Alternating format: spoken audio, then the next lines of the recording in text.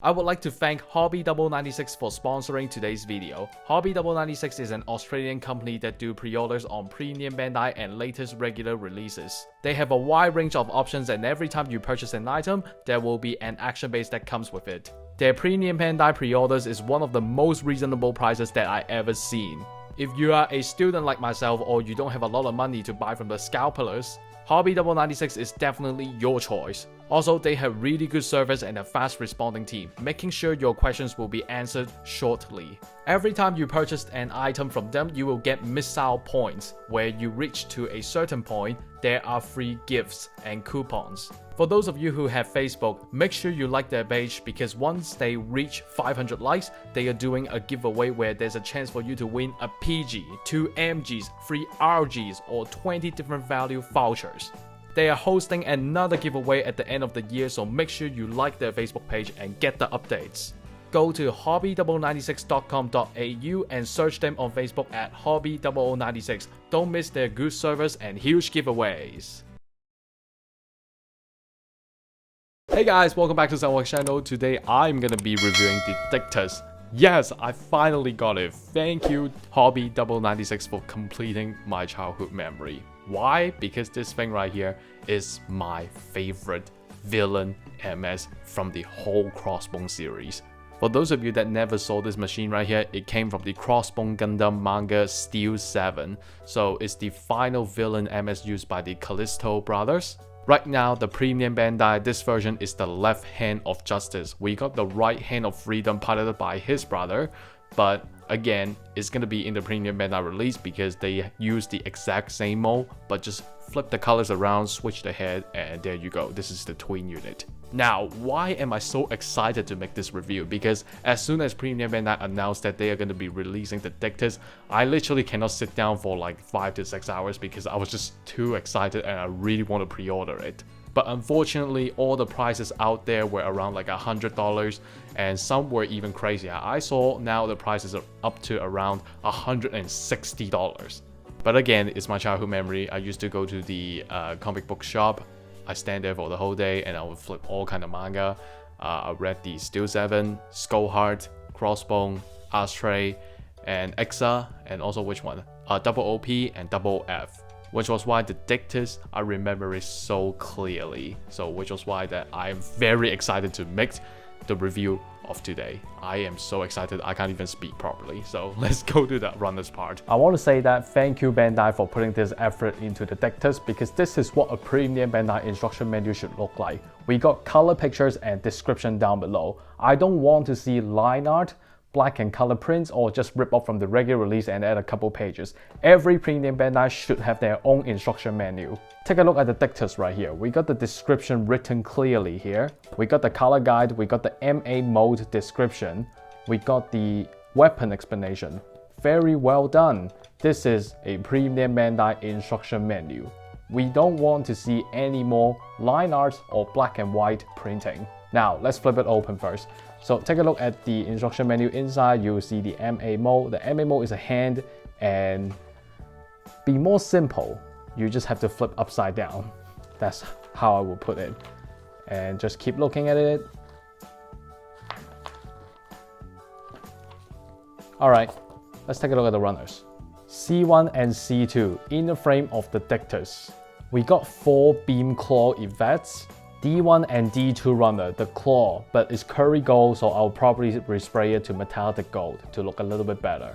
B1 and B2, you can see that it's a glossy finish, dark purple and white, which means that you don't want to put on matte coating to kind of get rid of the glossy coating. But again, glossy coating is just like the Cubele Mark II or the Shinanju, it's a fingerprint collector. Let's take a look at the A runner right here. You can see that the beam axe and the effect parts. The beam axe is plain white, so you have to repaint gray and red and also gold for the blade. So again, we have gray runners inside the kit, but they cannot provide us an extra separation. Is kind of sad. We have the effect parts for the cannon, but honestly, this looks like a stick more than the cannon effects. Poly caps, and lastly, stickers. Alright, we ran through every single runner, so let's go to the review. Hey guys, welcome back to the Dictus review, so this is the finishing of it. There is a problem, but I will talk about it later. It's speechless for myself because I have a tough time to describe to you how excited I am seeing my childhood memories standing in front of me. All I need is an RG Crossbone X1 full cloth, so I can imagine the fight in my head. Let me cut the chatting and let's start looking at it.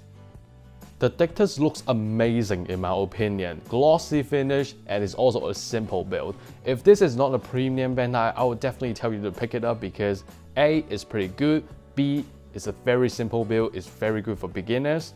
However, glossy finish means it's a fingerprint collector. Some people might have problems about it, but I'm fine because I already know that it's a fingerprint collector.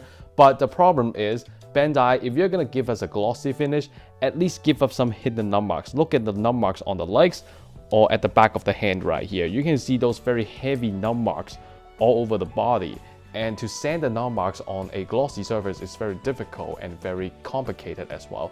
So for out-of-box builders, it's not very friendly for you. But Bandai, please, if you're gonna make a glossy finish, at least give us hidden numb marks. Imagine people throwing down $100 for this Dictus and you don't even give us hidden numb marks. Since the Dictus don't have a lot of accessories, so I thought it would be a good time for me to get it out of the way. So first, we got the giant beam axe right here. As you can see right here, is plain white. All the colors that you're seeing right now, I just basically do a little bit of repainting.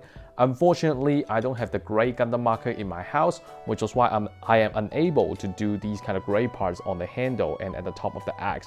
Now, it's completely possible for Bandai to do color separation by parts. All they have to do is just gray parts, two right here, you just snap it into the axe like this, and then this red part, just make a little hole, push it in, and for the blade right here, another part, push it in, done. But, you know, Bandai, they can achieve anything, it just depends on do they want to do it or not. Due to the fact that the Dictus had a different design compared to the normal MS, so just like the Zogok review, I will start from the whole upper body, then talk about other individual parts. Starting with the upper body, at the left side, you will see the Mega Particle Cannon. Bandai, you did a very good job. You gave us the red part inside the cannon, so we don't have to repaint. I want to say that you did a very good job about it, but the effect part sucks. Why? Let's take a look. So this effect part right here is the Mega Particle Cannon Shootout effects, and this is a beam saber effect part. Now, does it look like a cannon effect for you? It looks like a stick. It's very embarrassing. At the right side, you will see the Dictus head. This head right here, the mono eye, of course, is going to be a sticker. Other than looking at the left, you can choose where your mono eye is facing at. There are articulation inside the Dictus head, but unfortunately, the joint on my Dictus is so tight that I can't even turn. Let's just take a look at the whole upper body movement. So first, it's a big ball joint, so of course, there are no interruptions, so you can move 360 very easily.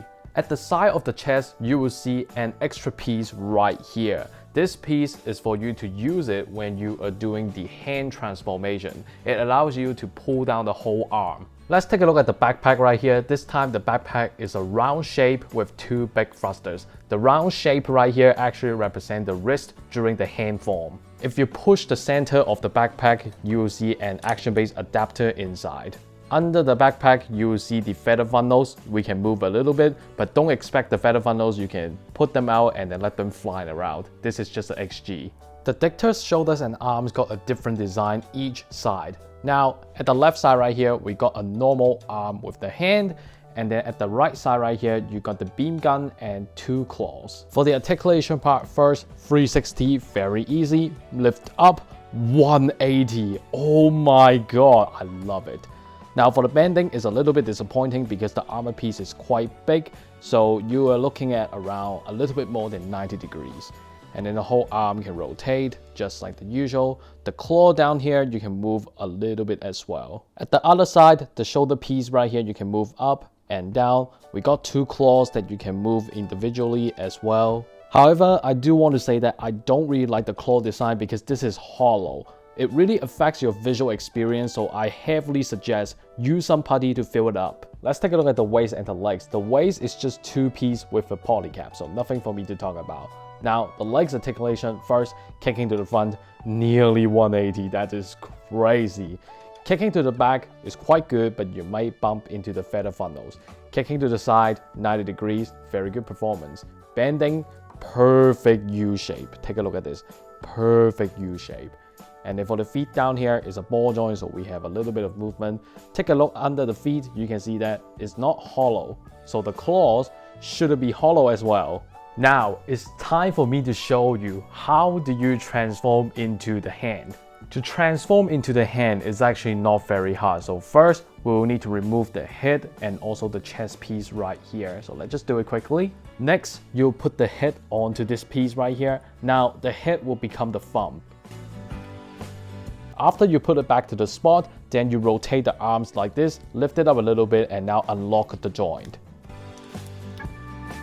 And then we just turn it a little bit. So now you will have something like this, looking very weird, right? Next, this is the new chest piece. So we'll put it back onto the chest, just like this. The final step, move the legs to the front like this, just tilt it a little bit, and then 1, 2, 3. You got the hand right now. Honestly, in the manga, it looks really cool, but for some reason on the model kit, it looks a little bit funny. Furthermore, in the model kit, they provided you 4 beam effects for you to put on the limbs. Alright, we've come to the end of the review. If this Dictus is not a premium Bandai, I will definitely telling you to pick it up, considering the fact that the colors and articulation are not bad at all. Even though the hand form is not as cool as the manga, but it's still a very fun gunpla for posing and photos. But the prices are killing people, as it is up to $160 as the max without the shipping. I really want to tell those sellers, please consider your action, because honestly, it's too much. Again, I want to thank Hobby0096 for sponsoring today's video. Make sure you check them out and join the giveaway from them. If you like this review, subscribe to me and hit the bell next to it. YouTube sometimes glitches and unsubscribe, so make sure you check that you subscribe. Donation link is in the description, and I'll see you in the next video. Goodbye.